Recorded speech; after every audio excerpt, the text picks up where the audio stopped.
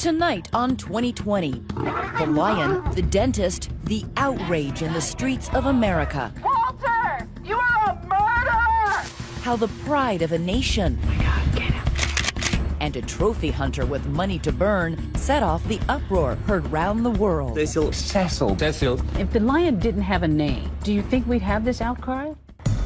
We're taking you to Ground Zero, where it really happened. The only American journalist there on the ground in Zimbabwe. This is Cecil's kingdom, all of this. As the sun goes down, their hunting bows go up, and a 15-hour dance of death begins. They use that food to bait him across these tracks and over into private property. A lure, then a light. A spotlight would have come on. He can't see you. You've brought this animal to you, delivered to you like a pizza. It's disgusting. It's shameful. What he looks like now. And was there a cover-up?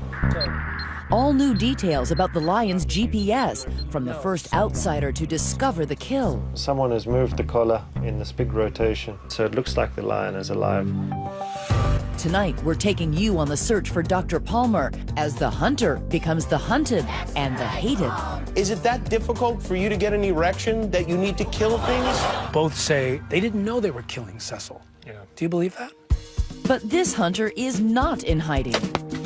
The woman in that notorious photo that set Twitter on fire, talking only to 2020 in her first television interview. You're one of the most hated women in the world. Does that bother you? How she says hunting animals will save them. Oh my gosh, look at him! That money goes directly back into the conservation. I love animals. I don't understand any level of, I love you, I think you're awesome, should I kill you? Tonight, from the wilds of Africa to the wild west of America, our correspondents take you into a hidden world you've never seen. If you could say one thing to Dr. Walter Palmer, what would you say to him? After tonight, what would you say? On these sweeping plains, one of the planet's most fearsome predators was born, destined to take his place atop the food chain. And one day, the whole world would know his name, Cecil. Cecil would have been born in a litter, typically 3 or 5 cubs in a litter. They're still blind. They're completely vulnerable. They're licking, they're bonding. Mum comes in and gives them that protection. And that's where this pride idea develops in lions. We came to the place Cecil called home, Zimbabwe, a country blessed with a wealth of natural resources and cursed with decades of misrule and economic stagnation. And here, just over 100 miles from the breathtaking Victoria Falls, we arrive at Hwange National Park, a vast preserve the size of Connecticut where Cecil lived. His neighbors included these giraffes, zebras, and elephants. Look at the size of this guy. We've got a front row seat today to one of the most amazing sights you'll ever see. A group of about 50 elephants stopping by for a drink. Incredible. But don't let the pretty pictures deceive you. As our guide Dudley explained, this place may be beautiful. You're standing here, I'm talking to you. On the other side there you get animals coming, and sometimes you get surrounded with animals that you can't even make it to the car. But it can also be deadly. You see what I was saying? Yeah. You see what I was saying? Wow. Guys, I think we have to move. There's Okay. more elephants coming, guys. Okay, let's move. Okay, let's move over.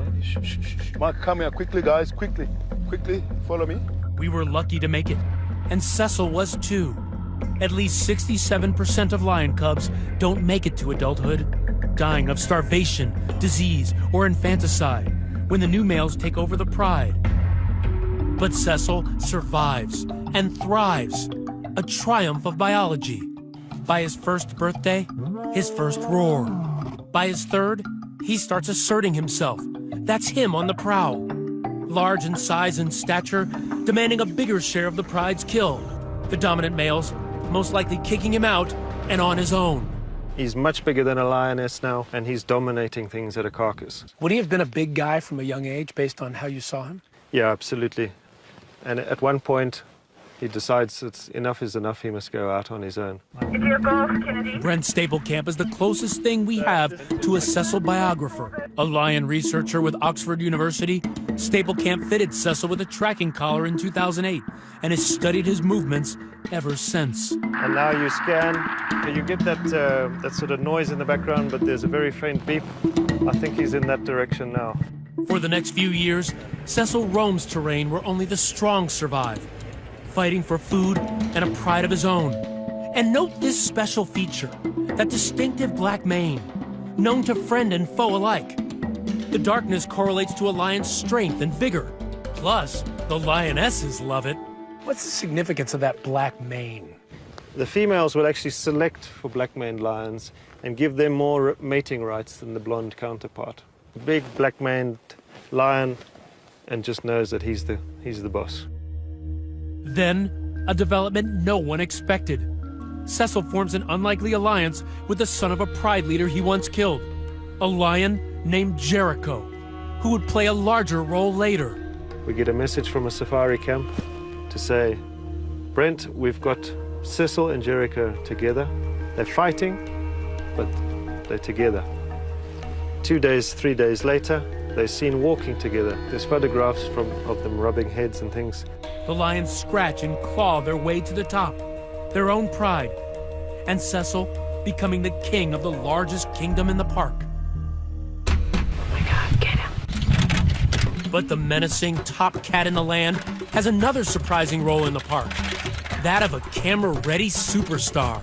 Cecil was very relaxed, and everyone could take picture of him close to the vehicle. The other lions that you would see here, you get close to them, they will run away. Cecil was so used, maybe he was camera addicted. In a country suffering with both economic and political turmoil, Cecil was one of the few bright spots here. He helped bring in millions to the tourism industry. Thousands would come from around the world just to see him. His full black mane, a symbol of strength and power. He just used to strut and show off, and he really was famous because of the way he interacted with people. Sounds almost regal.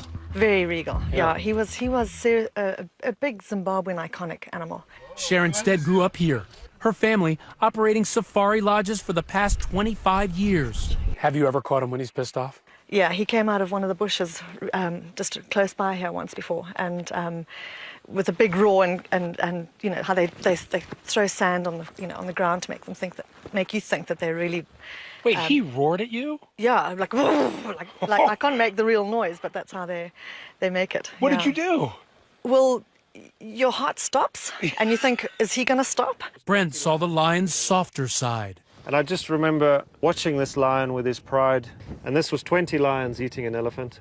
Cubs leaving the carcass to go and rub up against Dad, back to the carcass. Lionesses doing the same. Eventually he came to the carcass, had his fill, and then he fell asleep with his head on. So I've got photographs of him with his head on the elephant, just fast asleep. Just passed out, comfortable. And I think, I've had my fill. Yeah, that's Cecil, you know. I've done my bit, I've got my family around me. So beautiful. After 13 years, Cecil is enjoying life as a real-life Lion King. But as the sun sets in Wangay Park on July 1st, time is running out for the beast with the signature black mane. Coming up, the king of the jungle is about to learn he's not the top predator on the planet. Stay with us.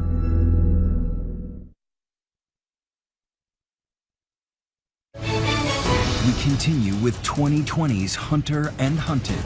Here now, Deborah Roberts. On these sweeping plains, one of the planet's most fearsome predators was born, destined to take his place atop the food chain. And one day, the whole world would know his name, Walter Palmer. Going back in time. This is me, this is Walt. Chad Wagner played basketball with Walter Palmer back when they were both boys at Lisbon High School in North Dakota. It's Walt on a jump shot. Palmer, the sharp-shooting forward, Wagner, the team captain and lifelong friend. The type of guy that would give you the shirt off his back when in need. He would be the type of guy to help anybody. Lisbon is a farming community of about 2,000 people. Walter grew up with a brother and sister in this attractive ranch-style home, just walking distance from the main street in town. His family were very well liked. His dad was a doctor. Obviously, being a doctor in town, you're one of the most important, prominent people in town. This is typical North Dakota. Now we're heading out into more dryland territory where you'd see more wildlife. Chad showed us the fields where, as youngsters, he and Walter would hunt pheasant, geese, and white-tailed deer. About as quiet and desolate as you come. We had a lot of good times up here. Back at school, Chad says Walter stood out, an honor student and class leader. Folks here weren't surprised he followed his dad into medicine, eventually going to the University of Minnesota School of Dentistry. We invite you to come to River Bluff Dental. Dr. Palmer would go on to open River Bluff Dental in suburban Minneapolis, this video publicizing their expertise. There's many different procedures we can do. We have restorations that we can do. He became an award-winning dentist, his polished reputation filling a golden bank account, a Tony home in town, and several others around Minnesota and as far away as Florida. That financial success allowed Dr. Palmer to take his childhood interest in hunting to a whole new level, bow hunting for big game.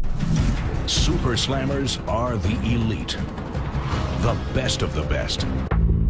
He became good enough and had enough money to travel far enough to accomplish something only 24 bow hunters ever have, the so-called Super Slam of North America, taking all 29 huntable species listed by the Grand Slam Club. This 2009 New York Times profile describes him as capable of skewering a playing card from 100 yards and refusing to carry firearms as a backup on bow hunts. And this is called a compound. Yes, this is a compound bow. Big game hunter Rebecca Francis understands the thrill. When you're out there, right when you take the shot, I mean, it's pure adrenaline. There's nothing like it. Oh my gosh, look at him! Look at him! She lives in Wyoming, but like Palmer, has taken her shots around the globe. When it comes to hunting and the shots and the celebration, do you think people just don't get it? They don't get what your world is all about? I think that people are raised in different cultures. And people that were raised in an area like this, it's part of their life. People that have lived in cities, they don't understand it. What the heck are we looking at here? So we've got buffalo burgers, we've got buffalo roast, we've got buffalo steaks, we've got cougar meat right here. You can eat cougar. Absolutely, and it's good.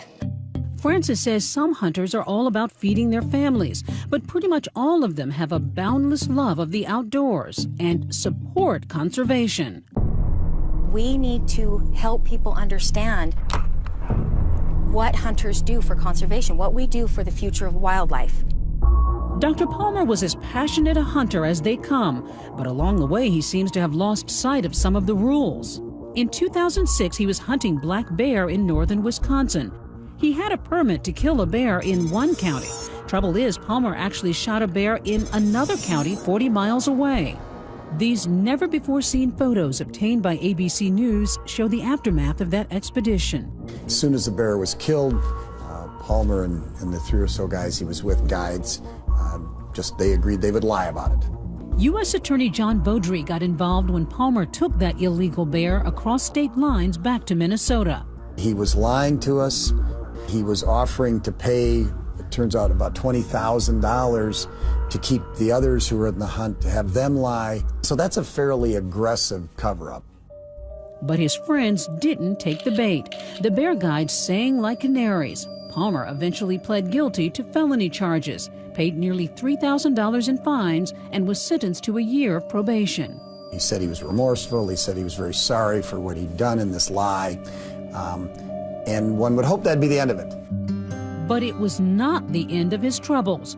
Back in the dental office, Palmer had been slapped with a sexual harassment suit. He settled out of court for a hefty sum without admitting wrongdoing. Yet the State Board of Dentistry ordered Dr. Palmer to undergo ethics training and other measures to keep his license. Through it all, Palmer never stopped chasing big game. He went to Zimbabwe, where he bagged a leopard, another trip a lion. This picture is from that hunt. That lion, not Cecil, a ghastly sight for animal rights activists, but not necessarily for Zimbabweans. You guys look, at animals and you think of them as majestic, creatures. We don't. Zimbabwe native Goodwill Nzo recalls growing up fearful of lions and has a different take than Westerners whose image of the king of beasts comes from the zoo or the movies. Aslan, we need your help. We see animals as, threats to us, not as cute Simbas. Not cute Simbas. Yeah. For Dr. Palmer, the lion hunt must have been so intoxicating that he signed up for another trip to Zimbabwe in 2015. What would happen next would turn Palmer's well-heeled life upside down. But there are at least two versions of that hunt. Which one will you believe? Stay with us. When we come back, setting the trap. How Dr. Palmer's thrill of the hunt played out. These tracks are the difference between life and death for this animal. And what does this computer reveal about a possible cover-up? Next.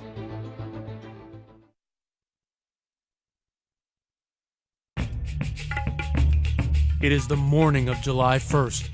As the sun rises on Hwange National Park, Dr. Walter Palmer is just arriving in Zimbabwe, eager for the thrill of the hunt.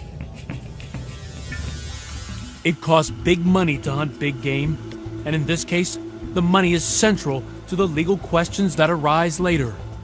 Palmer allegedly pays $55,000 to bag a lion, money that was supposed to cover a hunting permit, payment to the property owner where the hunt was to take place, and for guide Theo Bronkhorst. And do you feel you had all the right permits and everything was above board? I believe so. Palmer has also repeatedly insisted he thought his expedition was totally legal and properly handled. But if they have the documentation to prove it, they haven't released it. So what went wrong? According to Bronkhorst, practically everything. The hunt was troubled from the start, set off by the most common of snafus. The airport misplaces Dr. Palmer's luggage. As the morning progresses, Cecil is roaming the wild, and the champion hunter is roaming the airport, looking for his bags, delaying their hunt. Bronkhorst claims that because of the delay, they couldn't make it to the hunting location he preferred. Instead, the party chose a closer option, a farm called Antoinette, land abutting Hwange National Park. It was a usual trip, and according to my client, nothing was illegal about the hunt. As the day ends, the hunt begins. Palmer and his guides set out to kill a lion. But unlike lions, they aren't stalking their prey. Nobody's examining footprints or using other tracking skills one might imagine. To me, a hunt is testing the wind, remaining concealed. You try again, you try again. That's a hunt. You're challenging yourself against the wits and the nature of that animal. Instead, he says, they use a technique called baiting, using the carcass of an animal to lure a lion into a predetermined place where they can get a clean shot. From what we know, there was an elephant carcass as bait. Filet mignon to a lion like Cecil. And for lions, nighttime is often dinner time. Palmer and company allegedly dragged the bait behind their Jeep, leaving a trailing scent, a mile from the all-important border between Antoinette Farm and the Hwange Reserve. These tracks are the difference between life and death for this animal. On this side, you have a wildlife preserve where he can roam free. But take 1-2 steps on this side, you're on private property where Cecil can be shot and killed. The trap is now set. Bronkhorst reportedly states that a female lion approaches the bait. The hunters let her feed and wait. At around 10 p.m., a huge male he describes as magnificent approaches. It is the black-maned master of the domain, Cecil. You've brought this animal to you, delivered to you like a pizza. You're 40 meters away, everything is prepared. A spotlight would have come on. Cecil would have looked off the carcass into the spotlight, maybe being blinded by the light. Then, The moment that would change one life and end another. Cecil rushes off into the tall brush. Bronkhorst claiming he sensed the lion was hit, but couldn't be sure. It's at night. They don't want to follow him. They think, okay, we'll come back tomorrow. He's not going to go far, and tomorrow morning we're going to get him. Why wouldn't they want to follow him after shooting him with that first bow? This is a hugely dangerous animal now that's wounded. He's severely injured, and to go after him, you're at real risk. At 9 a.m. the next morning, the hunters tracked a wounded Cecil into the brush, and with one final arrow, Dr. Walter Palmer finished the lion off. Bronkhorst's lawyer insists nobody knew the slain lion was Cecil. According to my client, Mr. Palmer didn't know he was shooting this famous lion. Certainly no. Palmer had also written, "I had no idea the lion I took was a known local favorite, was collared, and part of a study." But authorities have a different version of events. For starters, they say nobody got permits. There was no permit, so this is tantamount to poaching. He has said that he believes that he was on a legal hunt. Does that excuse his conduct? That's not enough excuse. Ignorance is not defense. And even if the hunt was properly authorized, it should never have taken place on Antoinette Farm. According to the Parks and Wildlife Authority, the farm had been declared off-limits for lion hunting in 2015.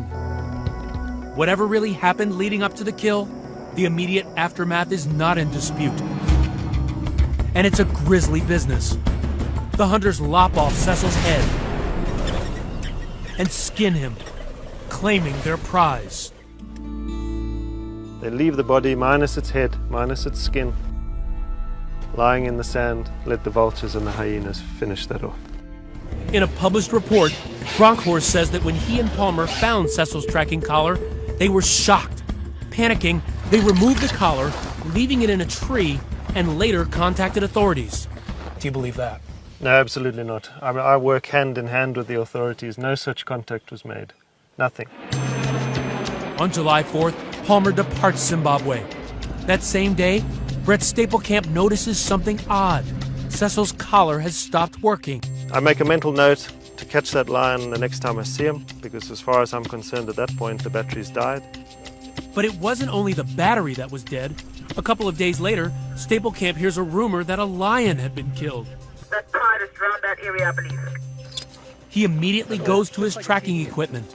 And that's the final point near the railway line before the collar stops sending.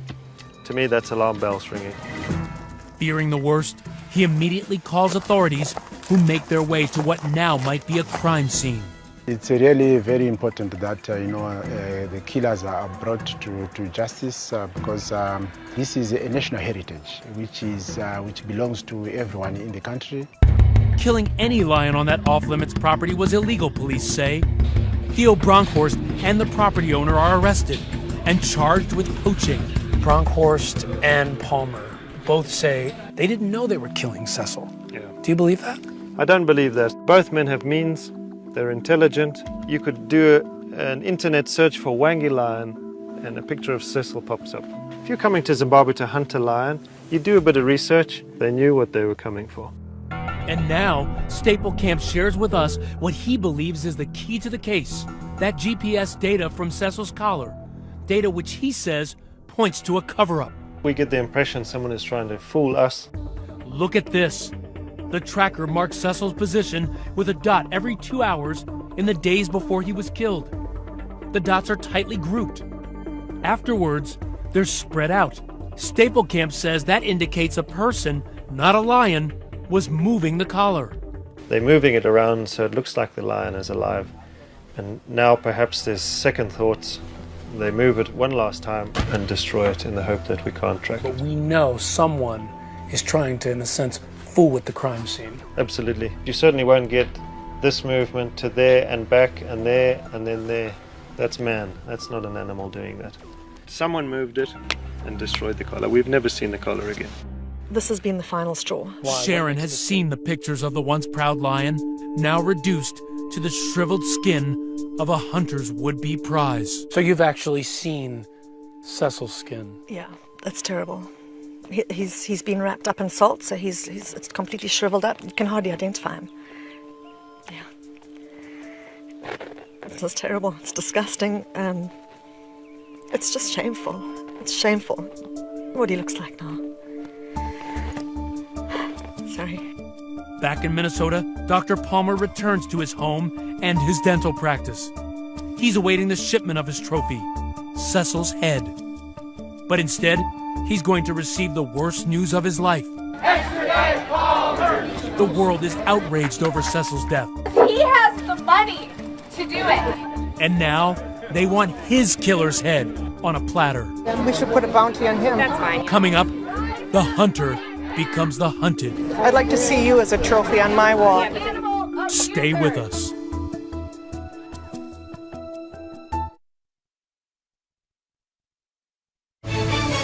"2020 continues with Hunter and Hunted. Once again, here's Deborah Roberts. On July 28th, the Cecil story breaks out of Africa when a controversial animal rights activist in Zimbabwe's capital, Harare, outs Dr. Walter Palmer as the Cecil Slayer. Well, I believe he should be brought in front of a judge. Growing outrage after a beloved lion was killed by an American dentist. International outrage over the death of a beloved lion. Walter Palmer. To say it went viral would be an understatement. Overnight, Palmer becomes arguably the most hated man in the world. This outrage over the death of Cecil the lion keeps growing. I will call him what he is, and he's a piece of Thank you. He is a heinous person. I want to see him destroyed. Is it that difficult for you to get an erection that you need to kill things?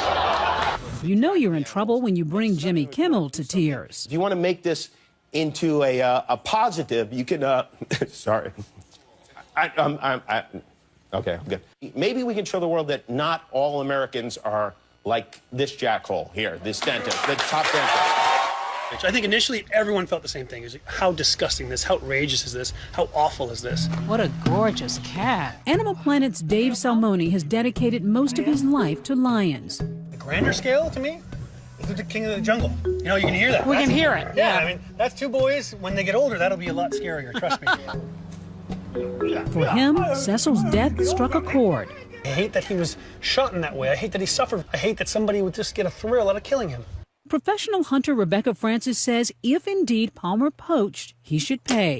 If something was done in any way, shape, or form illegally, then yes, prosecution needs to happen. I actually heard about it because somebody emailed me and requested me for an interview to discuss it. Why? Because she's been subjected to the court of public opinion and knows exactly what he's in for. Oh, here's a good one. You better pray that I don't ever run into you because I will kill you and cut your head off and mount your effing head on the wall. I hope you die soon. See, last spring, Francis suddenly had a target on her back after this memorable photo from her webpage was ripped by comedian Ricky Gervais. What must have happened to you in your life to make you want to kill a beautiful animal and then lie next to it smiling? In an instant, thousands were calling for Francis's blonde mane. You're one of the most hated women in the world.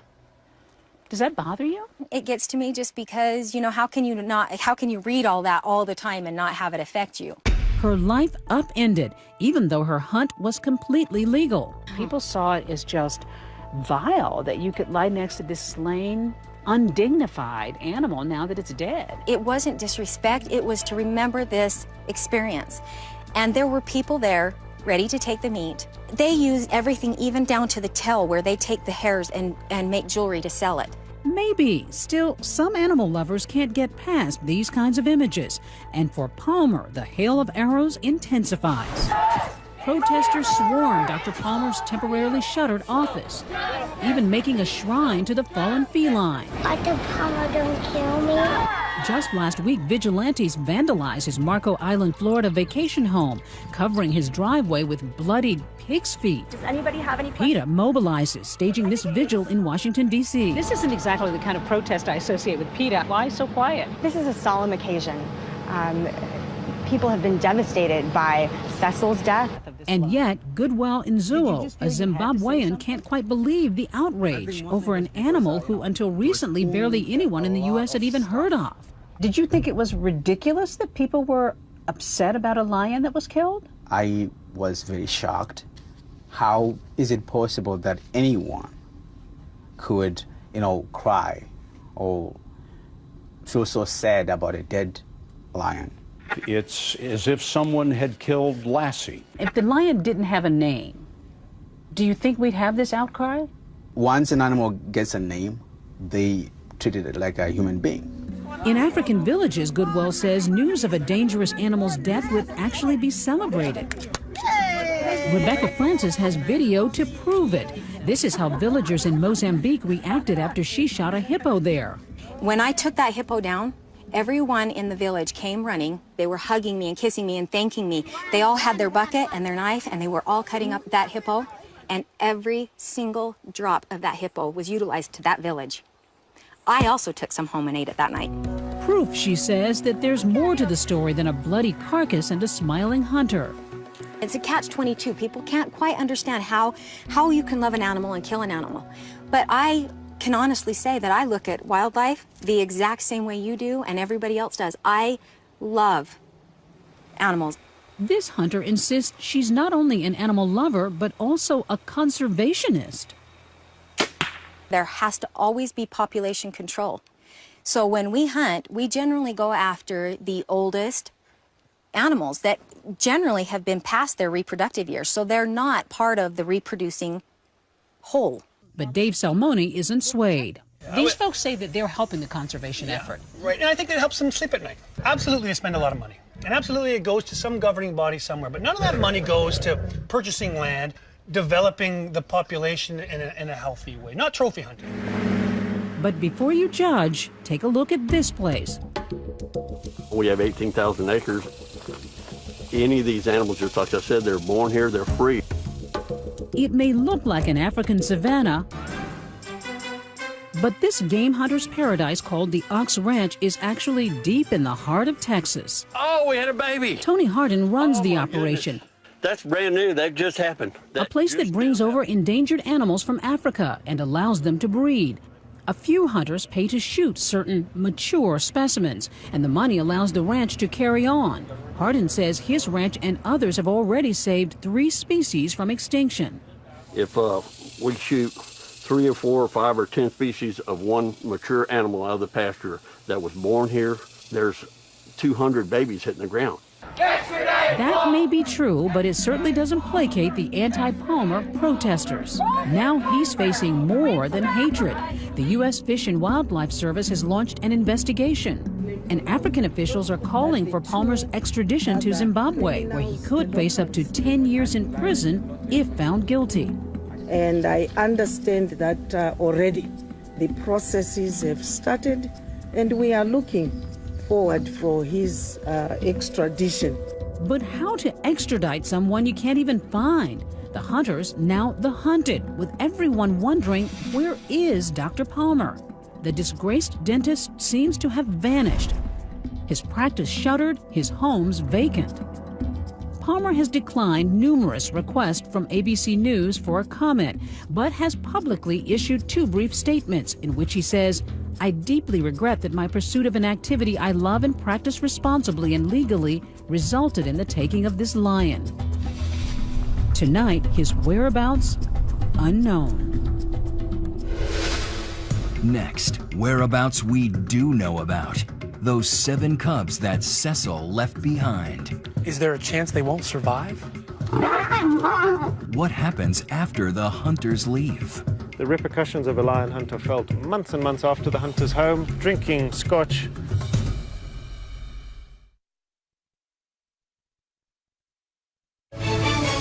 Now back to 2020 and Ryan Smith with Hunter and Hunted. They are the next generation, if they survive. Cecil's cubs, 7 in all, and with their father now gone, their future far from certain. Are these cubs at risk? Is there a chance they won't survive? There is a chance. They're in mortal danger if a new coalition of males comes in. When a pride leader like Cecil dies, new males swoop in, often killing cubs and mating with lionesses to establish their own bloodlines. The one chance Cecil's cubs have, his old buddy Jericho. After Cecil's death, some expected Jericho to kill the cubs and establish his own pride. But then, some clemency in the law of the jungle. The change in the wildlife is that, we're seeing his friend, who's still alive, who's looking after the cubs. They're not at risk necessarily from Jericho. Jericho's accepted them as his own. Oh, he has? Yeah, he's shared kills with them. They've bitten his ears and played with his tail. As far as Jericho's concerned, that's his pride. They're at no risk from Jericho. They've bonded. They have each other's scent on them. Jericho will look after them. So where is Jericho today? We've been looking for Jericho. That's Cecil's close friend and co-leader of his pride. He's been elusive. Few people have seen him, but locals say they've heard him. Okay. Here we go. So you can see he's walked this way. So it's likely that Lyons, or maybe even Jericho, was here earlier today. Yeah. They say he is in mourning, rarely seen, but often heard. Jericho's up and down this boundary, calling. Not a full-throated lion roar, as, with all the confidence, but a quieter contact call. They just... He's not wanting to draw attention in case there's other lions around. He's just waiting for Cecil to reply. But he's realized that he's alone, and he's desperately trying to find his partner. The effects of Cecil's death still being felt here. What does his loss now mean to this park? Yeah, it's bad. It's not good for us. We're just devastated, Ryan. Heartbroken. The repercussions of a lion hunt are felt months and months after the hunter's home, drinking scotch, telling his friends about this lion hunt. There's animals and repercussions being felt back in Africa where he took that lion. So far, the Zimbabwean government has issued a partial ban on lion hunting. And soon, it may outlaw the killing of collared animals altogether. So a lion like Cecil, with a collar on him, that type of lion can't be hunted right now? No, you can't. Despite his agony over the loss of Cecil, researcher Brent Staplekamp has a surprising take on trophy hunting. Do you think hunting should be banned in Zimbabwe? Hunting across the board, no. I think it's too dangerous to say that and to want that. He feels lions should be off limits, but he believes the revenue from other big game hunting will allow places like Hwange to survive. Preservation is a luxury. In Africa, it's got to pay for itself. Otherwise, the argument for that land turning into cattle ranching or villages where people can grow a little bit of crops is going to outweigh the value of that land. There's an old adage that we use in this country, if it pays, it stays. So we need to see a return, otherwise we've got no argument for this. Hunters and anti-hunters both want a healthy and diverse wildlife population. That's what we want. And we need to work together to make that happen.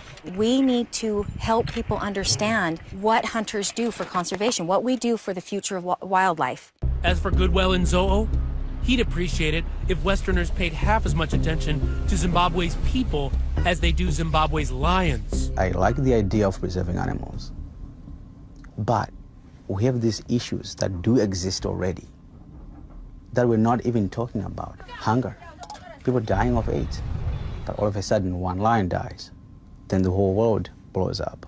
We might be naive to think that we're going to see the end of trophy hunting, but doesn't mean we shouldn't try. What? What did you say to me? Dave Salmoni, holding a cub named Cecilia in honor of the former king of Hwange Park, believes Cecil did not die in vain.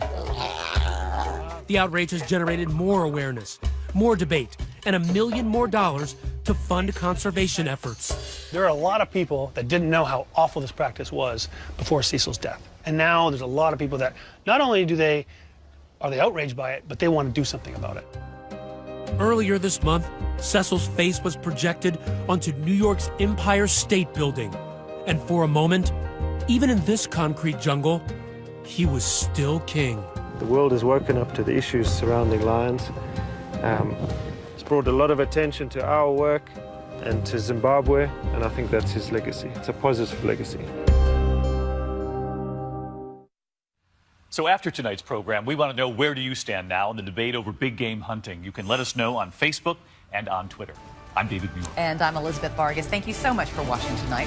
And for all of us here at 2020 and ABC News, have a great night and a great weekend.